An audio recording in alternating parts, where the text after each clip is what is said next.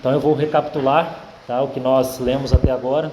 Nós lemos o Salmo 110, verso 1, onde diz: Disse o Senhor ao meu Senhor: assenta-te à minha direita, até que eu ponha os teus inimigos debaixo dos teus pés. Esse versículo ele é a chave para aquilo que nós vamos comentar nessa noite aqui com a graça do Senhor. O Senhor tem me dado uma carga muito clara com relação a esse assunto do trono, irmãos, porque nós estamos vivendo dias, como tenho repetido várias vezes, dias desafiadores. E se nós não pudermos olhar para o alto e ver que há um trono estabelecido no céu, e ver que há uma cena lá, e essa cena, nós temos estabelecido a vontade de Deus lá, então nós vamos desfalecer diante de tantos desafios, se nós não vermos isso. Mas se por outro lado, se nós vermos essa porta aberta, né, como João viu, e ele recebeu um convite: sobe para cá que eu vou te mostrar as coisas como elas são no céu. Se nós subirmos em espírito e ver essa cena no céu, irmãos, então o nosso coração se alegrará e nós poderemos seguir em perseverança com o Senhor. Então esse assunto do trono é um assunto fundamental no livro do Apocalipse. Esses capítulos 4 e 5, eu acredito de fato, irmãos, que são os capítulos que regem o livro do Apocalipse. Você vai ver no Apocalipse selos, trombetas, taças, besta, falso profeta, anticristo, dragão, etc. Você vai ver isso tudo, mas isso não é o mais importante. O mais importante é você saber que há um trono no céu e há alguém sentado nesse trono, o nosso bendito Salvador. Então, se nós vemos isso, nós vamos compreender que toda a administração da história, tudo que Deus está fazendo nas nossas vidas e em tudo mais, porque há povo do Senhor por aí espalhado em toda a terra, que foi comprado pelo sangue dele. Tudo que o Senhor está fazendo é administrado a partir do trono. Compreende, irmão? Nada foge do controle do trono. O Senhor é soberano e a história está escrita e tudo está convergindo naquele dia onde Cristo será visto em tudo e em todos. Essa é a cena de glória que já está marcada, irmãos, e não há como esse plano falhar. Então é isso que o nosso Senhor vai mostrar para João. João, no capítulo 1, ele vê uma cena do Senhor passeando no meio dos candeeiros de ouro, e ele vê que esse sumo sacerdote é quem cuida das igrejas. Ele está passeando, ele está trazendo uma palavra de consolo e também abrindo uma porta de arrependimento para todas elas, exceto uma que não há nada a se arrepender, como nós sabemos. Isso está no capítulo 2. Mas esse sumo sacerdote, é ele quem edifica a sua igreja, é ele quem caminha no meio dos 7 candeeiros de ouro, cumprindo a palavra de Mateus 16, que diz: eu edificarei a minha igreja, e as portas do inferno não vão prevalecer contra ela. A igreja pertence ao Senhor, ele é o dono da igreja e ele é o edificador da igreja. Então, irmãos, aí no capítulo 3, ele vê essa cena, o Senhor passeando, capítulo 2 e 3. Mas agora o Senhor falou assim: você viu o que está acontecendo na terra entre as assembleias, agora sobe para cá, que eu vou te mostrar que há algo acontecendo no céu também. E agora, quando ele vai em espírito, ele vê um trono armado no céu.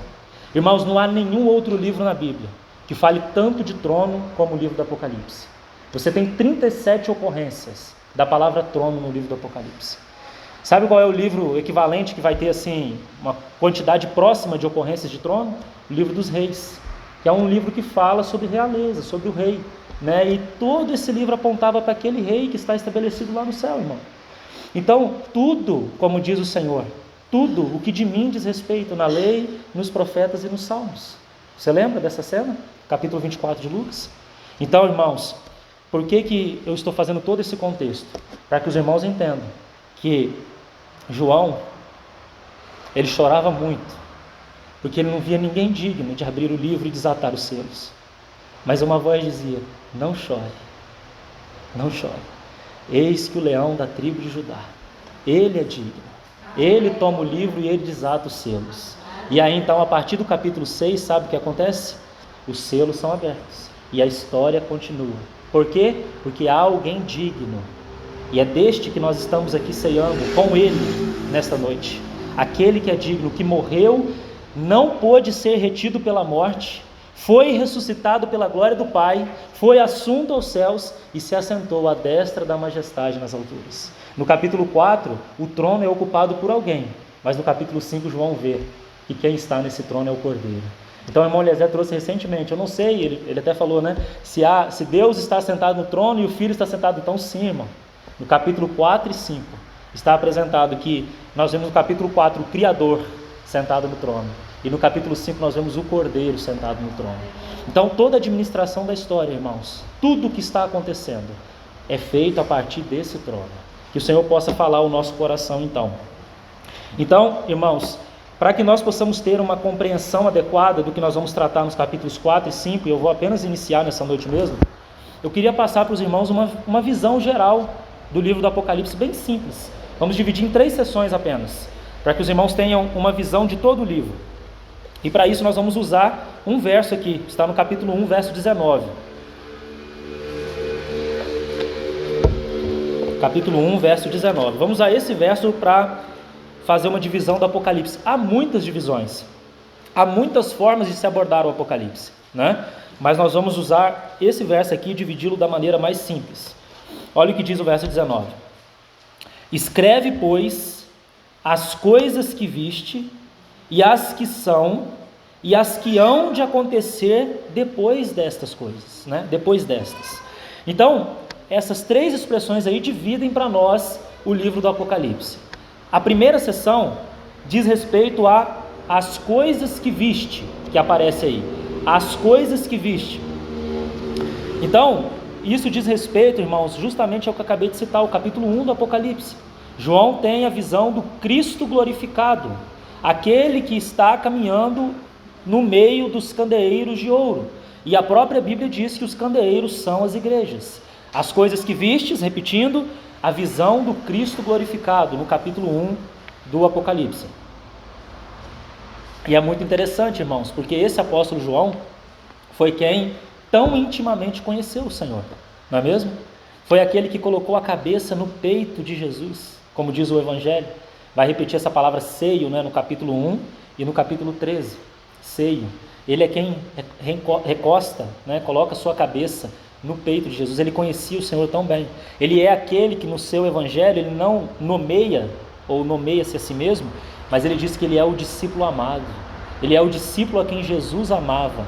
E agora esse discípulo está vendo que aquele Jesus que ele compartilhou ali de sua vida por 3 anos e meio, agora ele está glorificado e cuidando das igrejas. Essa é a visão, então, as coisas que vistes. A segunda coisa, a segunda seção, nós temos também aí no verso, as coisas que são. As coisas que são. E o que diz respeito a essa expressão? Essa expressão diz respeito, então, à história da igreja. Toda a história da igreja que nos é apresentada no capítulo 2 e 3 do livro do Apocalipse. Capítulo 1, a visão do Cristo glorificado. No capítulo 2 e 3 nós temos a história da igreja, por meio das 7 igrejas que aparecem ali. Não são apenas igrejas históricas, são igrejas proféticas. Em especial, as últimas 3 igrejas, 3 ou 4, que fazem menção da vinda do Senhor. Isso significa que nestas igrejas, ou o cenário dessas igrejas, é o cenário que irá predominar no dia da vinda do Senhor, ou nos dias que antecedem a vinda do Senhor.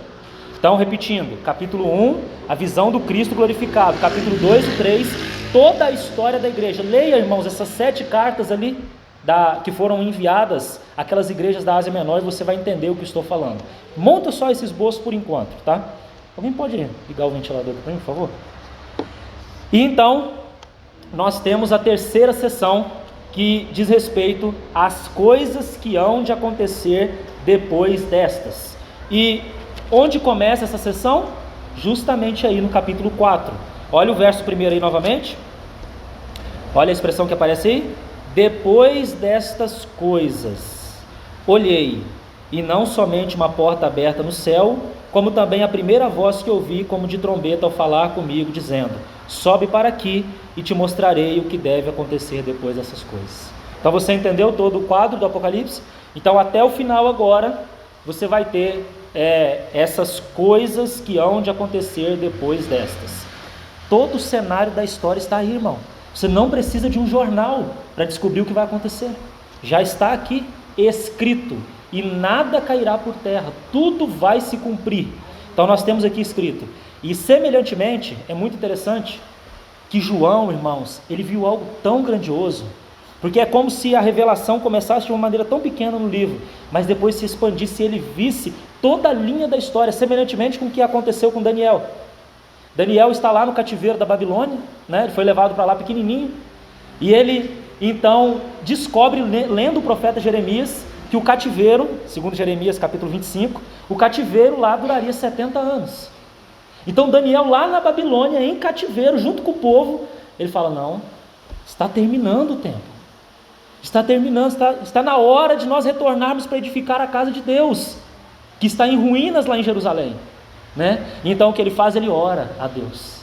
É assim que começa a edificação na casa de Deus, com um encargo gerado com a oração. É aí, não é fazendo desordenadamente, é na oração. E Daniel compreendeu que havia algo que o Senhor desejava fazer.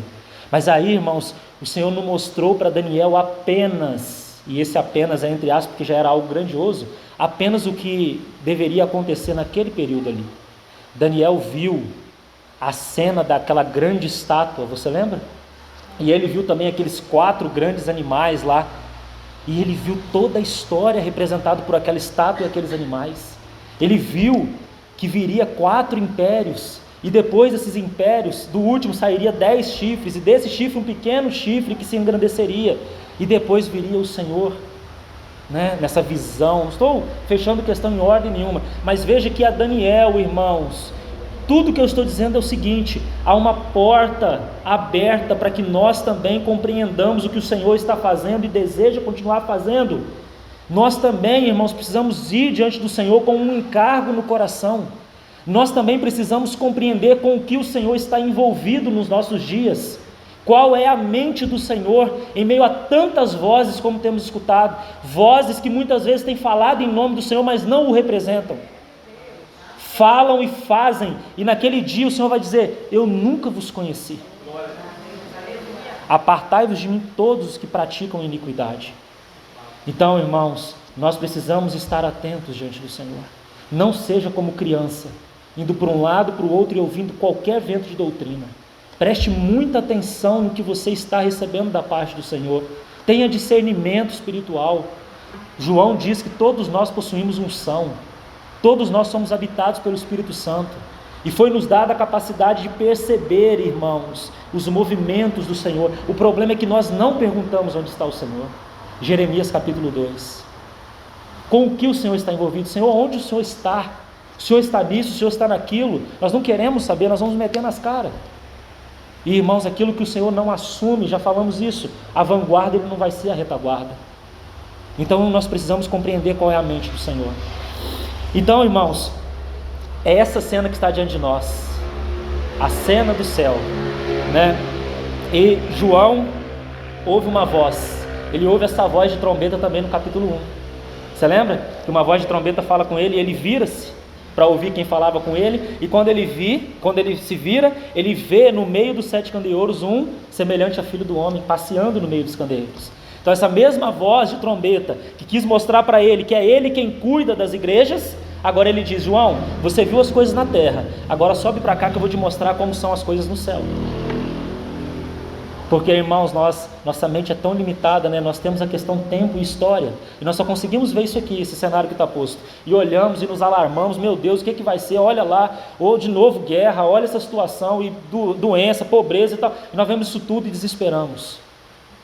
Então nós precisamos desse convite do Senhor: sobe para cá que eu vou te mostrar o que está acontecendo no céu, João. A sua visão precisa ser elevada, João. Você tem que ver as coisas assentado com Cristo nos lugares celestiais, e ver a partir de lá, do ponto de vista celestial, todas as demais coisas. Compreende? Porque senão nós ficamos imersos nos problemas, nas dificuldades, e não enxergamos que Deus está fazendo algo. Irmãos, o Senhor não parou de trabalhar, de fazer o que tem que fazer nas nossas vidas. Ele está fazendo. Mesmo que tudo diga o contrário, Ele está fazendo persistentemente. O seu propósito está sendo levado a cabo, está sendo levado ao cumprimento. Mas se nós não subirmos em espírito e ver as coisas de lá para cá, então nós teremos dificuldade. E por que em espírito, irmãos? 1 Coríntios capítulo 2 nos diz que as coisas do espírito só podem ser entendidas no espírito. A mente natural não pode ver, não pode compreender as coisas do espírito, porque elas se discernem, elas se explicam espiritualmente. Então é em espírito, é revelação do Senhor a nós, irmãos. Porque o que temos diante de nós é uma cena elevada demais para a mente natural, irmãos. Então, o mesmo convite, irmãos, estendo a todos nós, que nós possamos pedir ao Senhor que nos dê revelação desses capítulos 4 e 5, conforme vamos ver. Então, essa daqui é uma cena celestial. E João, quando ele sobe, ele vê, a primeira coisa que ele vê, olha o capítulo 2, o verso 2, perdão, do capítulo 4. Imediatamente eu me achei em espírito, e eis armado no céu um trono, e no trono alguém sentado. Quando João sobe em espírito, qual é a primeira coisa que ele vê nessa cena celestial, irmãos? Pode responder. O trono. Porque essa é a coisa mais importante que nós precisamos ver, que há um trono e há alguém sentado nele. Então João compreende, ou melhor, João está vendo como são as coisas no céu, e como as coisas no céu, e não o contrário, as coisas no céu governam as coisas da terra, e não o contrário. Por isso que no Pai Nosso diz: seja feita a vossa vontade, assim na terra como ela é feita no céu.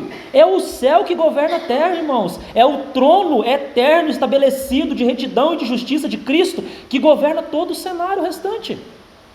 Você está entendendo, irmão? É aí que está, aí que repousa a nossa segurança, em um trono que nunca pode ser movido do lugar, nunca pode ser abalado, e muito menos aquele que lá se assentou, né? Louvado seja o Senhor por isso. Então, irmãos, resumindo, para que nós possamos ver apenas os 3 primeiros versos aqui do capítulo 4, que eu não quero me estender muito. Grave isso, de tudo que eu falei, talvez você vai esquecer, mas grave essa síntese agora.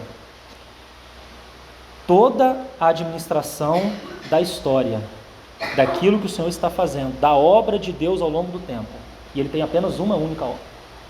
Esta obra flui do trono. É do trono que todas as coisas são administradas, e não o contrário. Se nós não enxergarmos isso, nós vamos desanimar.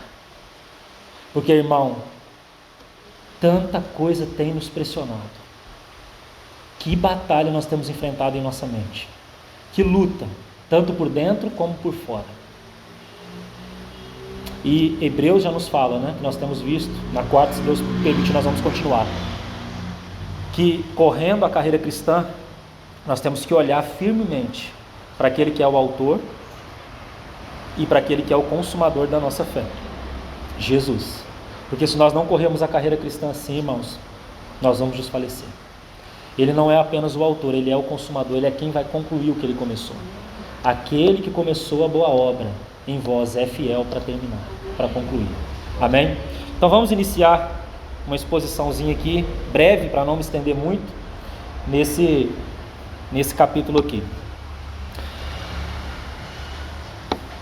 Vamos ainda nesse verso 2 aqui. Eu queria que os irmãos percebessem que não é nomeado no capítulo 4 quem está assentado no trono. Só fala que há alguém assentado no trono. Você pode ver aí no verso 2, eu já li, né? E no trono, alguém sentado, mas não fala quem é esse alguém. Não é nomeado. Os irmãos que chegaram depois, nós lemos no capítulo 5 que o Cordeiro está lá no trono também. Mas aqui não é nomeado. Porque a ênfase aqui do capítulo 4, e isso seria importante para que vocês anotassem, é nos apresentar Deus como o Criador e a relação desse Criador com as criaturas, mostrando-nos que Ele não perdeu o controle, justamente o que temos falado até aqui. E deixa como registro, Salmo capítulo 2, versos de 1 a 6, não precisa nem abrir, irmãos, eu vou citar apenas. Diz assim: por que se enfurecem os gentios e os povos imaginam coisas vãs? Os reis da terra se levantam e os príncipes conspiram contra o Senhor e contra o seu ungido.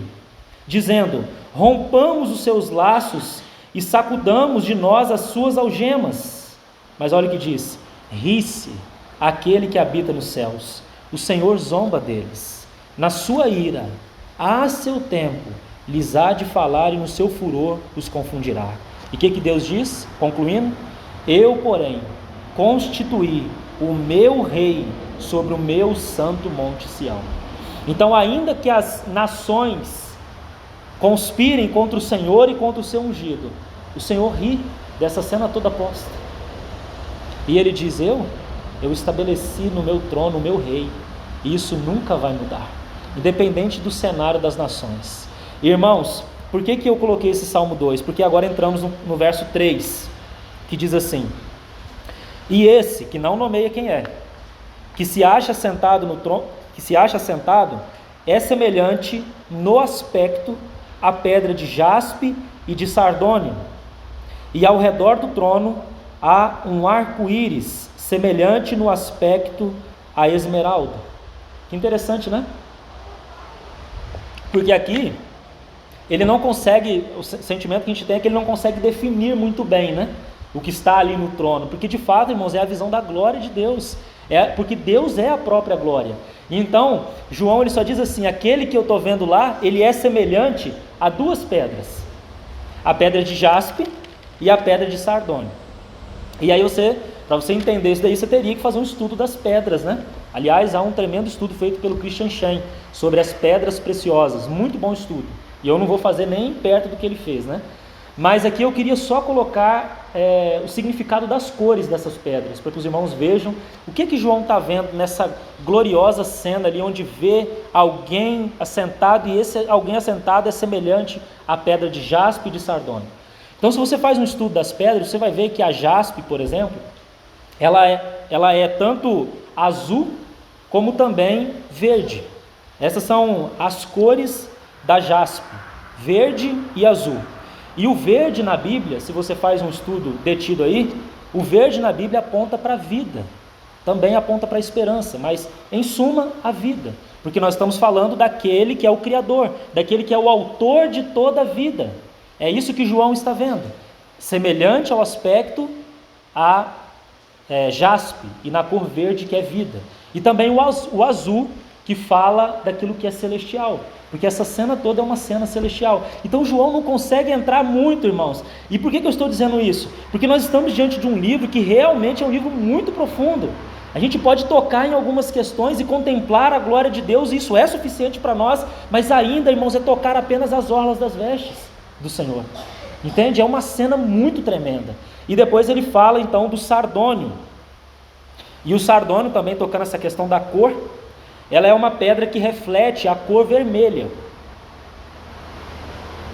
E o vermelho na Bíblia sempre fala de sangue, sempre fala de redenção, né? Aponta para aquilo que o Senhor fez já para redimir o seu povo por meio da obra do nosso Senhor Jesus. Então, veja que cenário tremendo. João sobe em espírito, ele vê aquele que está sentado, e esse é o autor da vida, ele é o criador de todas as coisas, mas ele já vê algo além, ele vê que ele também é o redentor, porque a sua criação caiu, mas ele vê que ele também é no aspecto vermelho. Por quê? Porque o vermelho aponta para o sangue. Irmãos, nós estamos falando de uma cena eterna estabelecida no céu, nós não estamos falando algo no tempo, e já no céu. Por isso que no capítulo 5, olha aí, verso 6 diz: então vi no meio do trono e dos 4 seres viventes, e entre os anciãos de pé, um cordeiro como tendo sido morto. Você está vendo? Porque esta cena, irmãos, é uma cena eterna, é uma cena que nós sim, entrou na história, no tempo, nós compreendemos, o Senhor viveu aqui, morreu, mas ela é uma cena instituída no céu, ela está instituída no trono que é eterno, e nesse trono, a vida e o sangue para a redenção já estavam propostos em Deus. Isso é tremendo, irmãos, isso é maravilhoso. A obra do Calvário, além de uma obra no tempo, na história, ela também é uma obra eterna. Ela é uma obra que, quando Deus criou todas as coisas, juntamente com tudo isso já veio a provisão para todo o restante, todo o desenrolar da história. Ou você acha, irmãos, que Deus confiou o seu eterno propósito, a sua vontade a nós? Você acha que nós iríamos cumprir isso, irmão? Nós falhamos, e falhamos repetidas vezes, mas há alguém que é digno de tomar o livro e dar continuidade na história. E esse alguém já foi previsto no trono, na eternidade, naquela cor vermelha que João viu. Isso é tremendo, irmãos. Isso é tremendo, irmãos. Medita sobre isso, irmão. Porque a redenção, irmãos, porque o homem cair, lógico, não foi determinado por Deus, né? Isso estava dentro de todo o propósito de Deus ali, claro, mas Deus não é o autor do pecado. Deus não é o autor do pecado. O homem caiu, mas já na eternidade Deus, que já sabia de todas as coisas, já proveu o meio. E como que dizendo para Adão assim, Adão, não se veste com folhas não, porque isso não vai tapar a sua nudez não. Isso não é suficiente, Adão.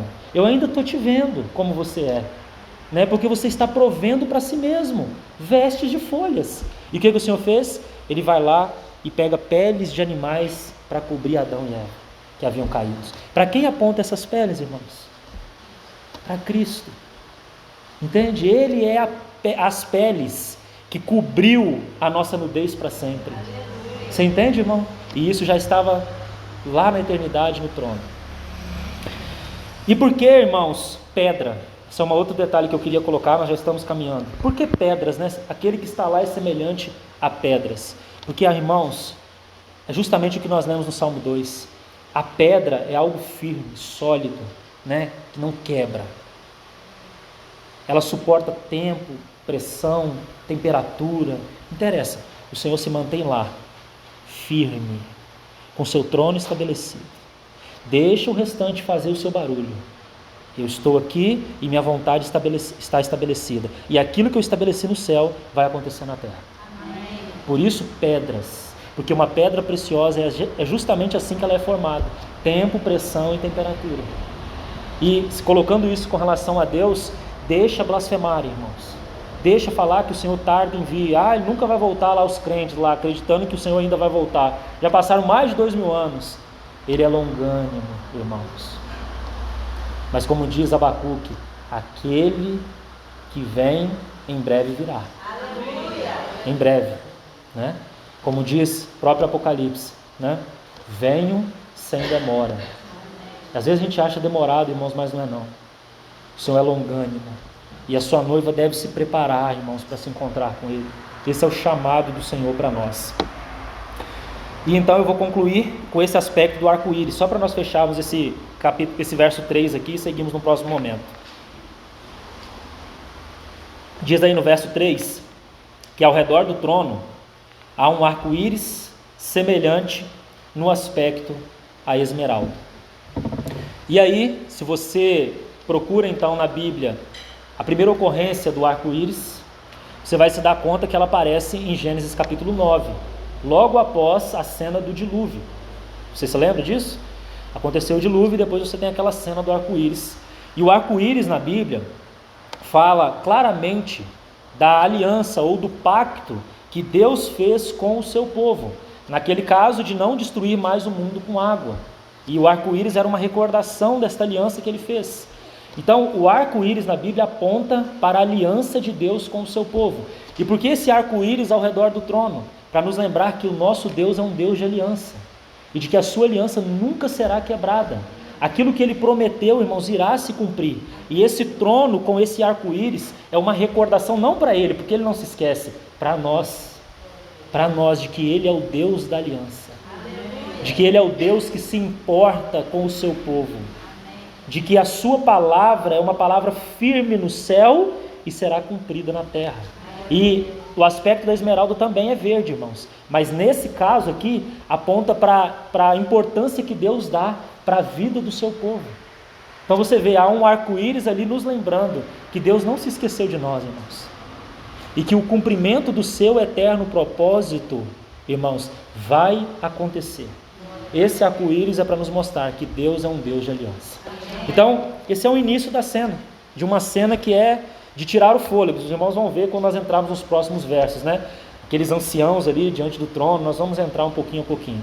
Então, só quero deixar esta nota aqui. No aspecto das pedras, nós só tocamos nas cores. Há muitos outros detalhes a respeito dessas pedras preciosas. Então aí está um campo para você meditar por conta própria. Eu não quero fechar questão nenhuma. Mas é lindo, irmãos, é tremendo você ver essas cores e tudo mais nessa cena do céu, aonde o tempo não tem ação, irmãos. É lá que tem ação no tempo. É diferente. Então vamos orar, seguimos depois com o momento da mesa e depois iremos louvar o Senhor. Pai querido, nós te agradecemos por tua palavra, te agradecemos por nos mostrar tão grandiosa cena. Ó Senhor, como é bom, como é confortante, Senhor, como é consolador para os nossos corações saber que há um trono estabelecido nos céus. E neste trono tua vontade é feita. E certamente, Senhor, todo o curso da história seguirá essa vontade estabelecida no céu. Que nós possamos, Senhor, como teu povo, descansar nisso, mesmo em meio a tanta oposição, mesmo em meio a tantas vozes dizendo o contrário. O Senhor constituiu o teu rei sobre o seu santo monte Sião. E nós podemos descansar, Senhor. Tu és o dono da história. Tu és o nosso Criador. Tu és o nosso Redentor. Tu és o Deus da aliança. Bendito é o Senhor para todo sempre. Amém, Senhor.